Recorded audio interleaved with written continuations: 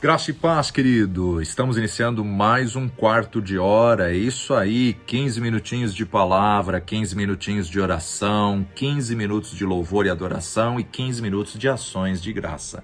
Essas devocionais desse período nós estamos extraindo desse livro, Propósito na Oração, de Edward McKenzie Bonds. Tremendo livro da editora Vida, uma série de 9 livros de oração. E ele começa dizendo sobre a frase de 2 grandes homens da história da igreja. Robert Hall, que ele disse: a oração da fé é o único poder do universo ao qual o poderoso Jeová se rende. A oração é o remédio soberano. Já Henry Charles Lea afirma o seguinte: a igreja, em seu intento de adquirir poder temporal, havia abandonado seus deveres espirituais e seu império, que repousava em fundamentos espirituais, desmoronava com sua decadência e ameaçava desaparecer com uma visão insubstancial. Nós oramos como Cristo orou? Nós permanecemos nele? Nossos apelos e nosso espírito transbordam de seu espírito e apelo? O amor governa o espírito, o perfeito amor? Essas questões devem ser consideradas adequadamente em um momento como o atual. Tememos fazer mais outras coisas do que orar. Esta não é uma era de oração. É uma era de grandes atividades, de grandes movimentos, mas que tem a forte tendência de enfatizar o que se vê e o material e negligenciar e desconsiderar o que não se vê e o espiritual. A oração é a maior de todas as forças, porque ela honra a Deus e faz que Ele haja em nosso auxílio. Não pode haver substituto e nem rival para a oração. Ela se destaca como a grande força espiritual, e essa força deve ser iminente e atuante. Ela não pode ser dispensada durante uma geração e nem suspensa para promover o avanço de qualquer grande movimento. Ela deve ser contínua e específica, sempre, em todo lugar e em toda situação. Não podemos conduzir atividades espirituais com base nas orações das gerações passadas. Muitas pessoas acreditam na eficácia da oração, mas muitas delas não oram. A oração é a coisa mais difícil e também a mais fácil. A mais simples, mas também a mais sublime. A mais fraca, mas a mais poderosa. Seus resultados repousam além das possibilidades humanas, limitam-se apenas pela onipotência de Deus. Poucos cristãos têm mais do que uma vaga ideia do poder da oração. Menos ainda têm alguma experiência desse poder. A igreja parece quase inconsciente do poder que Deus põe em suas mãos através da oração. Essa carta branca espiritual de todos os infinitos recursos da sabedoria e do poder de Deus raramente é usada e nunca é usada na medida plena de honra a Deus. Surpreende o pouco uso e os pequenos resultados. A oração é nossa arma mais formidável, mas também é a arma em que temos menos habilidade e de cujo uso somos mais avessos. Fazemos tudo pelos ímpios, menos o que Deus quer que façamos. A única coisa que lhes faz bem, aquilo que torna eficiente as demais coisas que fazemos. Graduar-se na escola de oração é dominar todo o curso de uma vida religiosa. O primeiro e o último estágios da vida piedosa são coroados com a oração. É um ofício para a vida. Os empecilhos à oração são os empecilhos para se ter uma vida piedosa. As condições da oração são as condições de justiça, de santidade e salvação. Um preguiçoso no ofício da oração é um trapaceiro no ofício da salvação. A oração é um ofício que deve ser aprendido. Precisamos ser aprendizes e dedicar nosso tempo a ela. Cuidado meticuloso, muita reflexão, prática e esforço são exigidos para um trabalhador habilidoso na oração. A prática nesse ofício, como em todos os ofícios, leva à perfeição. Somente mãos e corações esforçados fazem proficientes nesse ofício celestial. Apesar dos benefícios e bênçãos que fluem da comunhão com Deus, devemos confessar com pesar que não oramos muito. Um número comparativamente pequeno conduz a oração nas reuniões. Menos pessoas ainda oram em família. Menos ainda têm o hábito de orar regularmente a sós. Reuniões especialmente dedicadas à oração são mais raras do que a neve no verão. Em muitas igrejas não há nem o nome nem nada semelhante a uma reunião de oração. Nas igrejas da cidade, a reunião chamada de reunião de oração não é, na verdade, uma reunião de oração. Uma pregação ou um ensino são o ponto principal. Oração é a designação nominal. Nosso povo não é essencialmente um povo de oração. Isso é evidente pela vida que vivem. Oração e vida de santidade são a única coisa. Elas agem e reagem mutuamente. Nenhuma pode sobreviver sozinha. A ausência de uma é a ausência da outra. Os monges corromperam a oração, substituíram-na por superstições, substituíram-na por rituais e rotina por vida de santidade. Corremos o risco de substituir oração e vida de santidade por ativismo, por trabalho na igreja e por um círculo incessante de atividades pretensiosas. Uma vida de santidade não vive no quarto de oração, mas não pode viver sem ele. Se, por acaso, o quarto de oração fossem implantados sem uma vida de santidade, seria um quarto sem a presença de Deus nele. Pôr os santos de todos os lugares para orar é o fardo do esforço apostólico e a chave do sucesso apostólico. Jesus Cristo esforçou-se por fazer isso nos dias de seu ministério pessoal.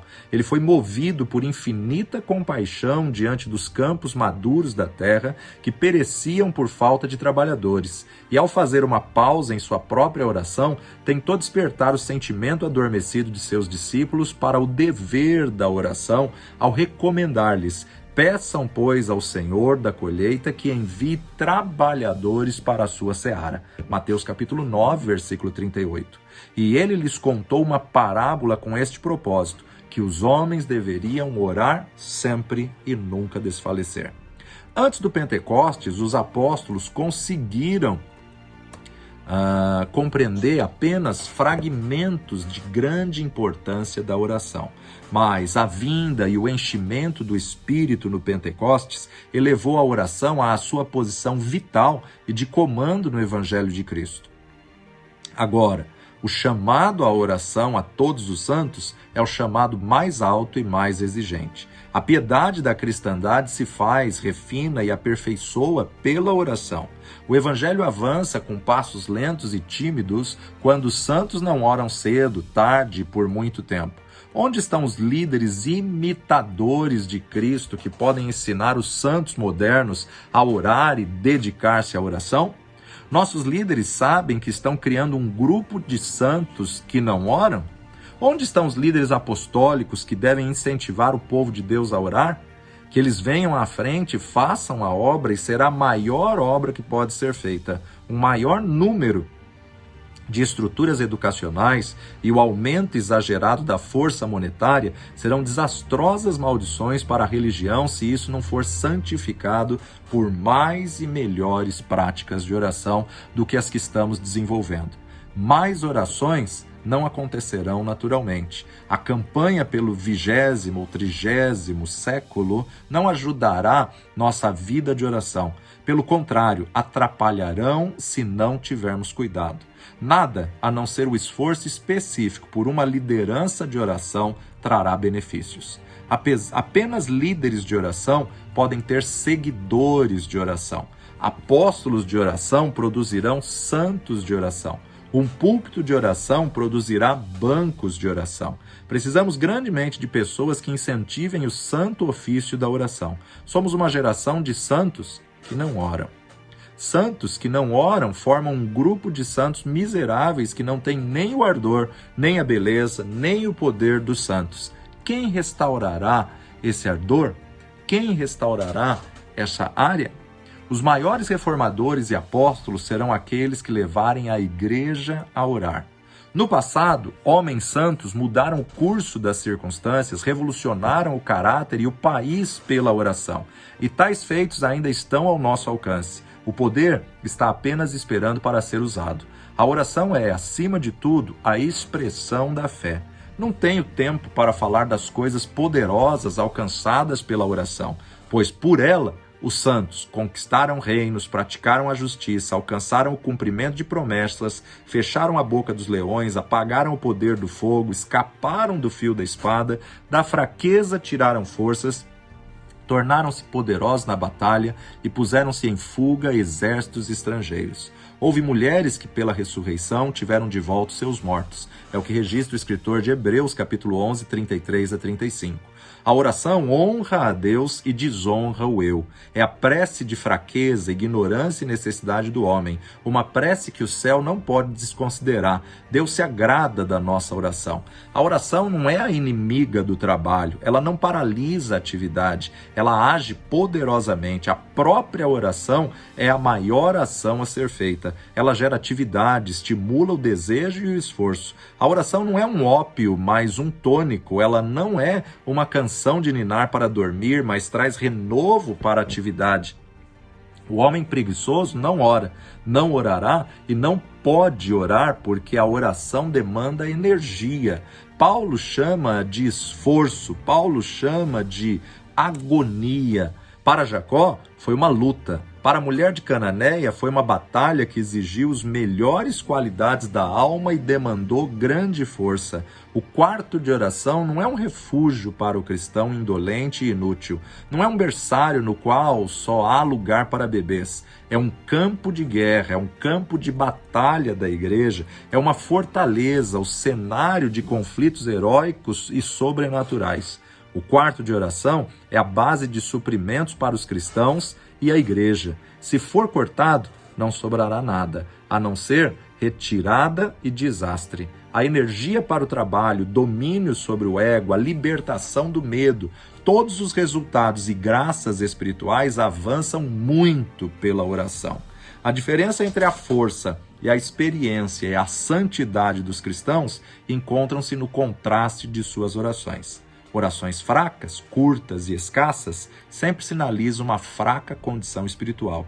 Os homens deveriam orar muito e aplicarem-se a ela com energia e perseverança. Cristãos eminentes foram eminentes na oração. As coisas profundas de Deus não são aprendidas em outro lugar.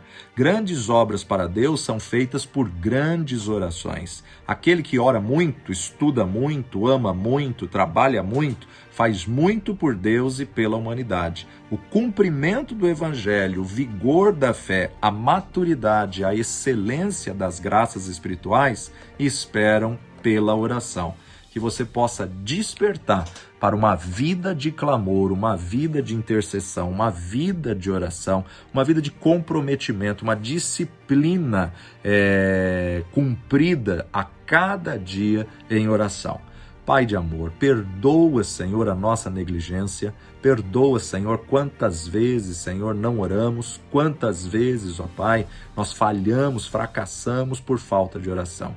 Desperta-nos e eu clamo, Espírito Santo de Deus, ajuda-nos, ensina-nos a orar como convém, leva-nos a essa vida de oração, essa prática de oração, para que possamos galgar dimensões maiores, mergulhar em oceanos mais profundos. Leva-nos, Senhor, a essa vida diária de oração.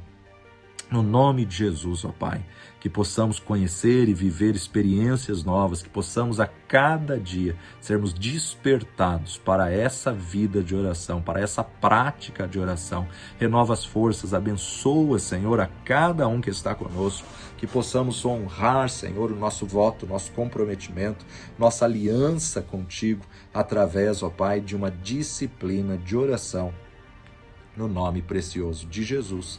Amém e amém. Se essa devocional falou com você, compartilha ela com outras pessoas. Se você perdeu alguma, volta lá. Aliás, vale a pena você ouvir todas, né? Desde a primeira, já estamos quase chegando na 150 devocional e vale a pena você ouvir desde a primeira, 15 minutinhos, desafiando você a orar. Você encontra nas nossas redes sociais, no Facebook, Rede Global de Intercessão. No meu blog, www.mentoriados para mentoriar.com, sem BR. Ou então no nosso canal do youtube.com/torreforte, clica em vídeos e ali você encontra todas as nossas devocionais e as ministrações que temos feito. Deus te abençoe e até a próxima em nome de Jesus.